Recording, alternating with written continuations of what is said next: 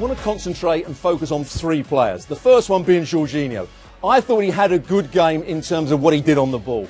He was always available. I talked about that triangle between the two centre-halves and him. He made space for himself. He was always available, but there was a massive negative as well.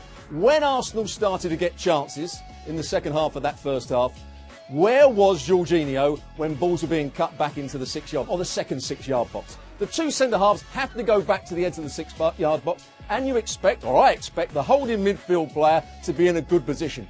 He was nowhere to be seen. His recovery runs weren't quick enough. It's a massive gamble, in my view, for the manager, Sarri, to take away Kante, who's the best holding midfield player, defensive midfield player in the world, to play him higher up the field and put Jorginho in, who's a good passer of the ball and likes to get on the ball and make himself available, but isn't good enough defensively and isn't a good athlete. That's something Sarri's going to have to live with.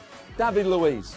We talked again about that triangle between the two centre-halves and Jorginho, and at times he came out with the ball at the right times. He made the right decisions with his passing, but on too many occasions, when Aubameyang made runs down the side of him, you can see that David Luiz is worried by that. And it was too easy at times for Arsenal to play that ball down the side of David Luiz and Aubameyang get onto it. And if Sarri wants to continue with David Luiz in a back four, he's going to have to take the good with the bad. The good, his passing range, his creativity, getting Chelsea on the front foot.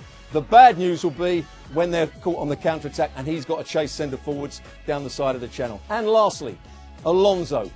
Scored a goal, created a goal, caused all sorts of problems down the left-hand side.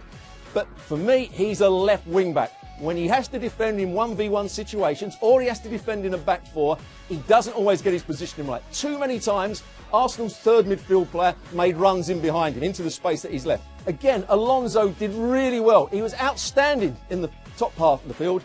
But if you're going to win the title, if you're going to be challenging for the title, you have to have players that do both sides of the game.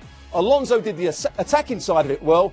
He didn't do the defensive side of it well. And there's three players that Sarri's got a big problem with.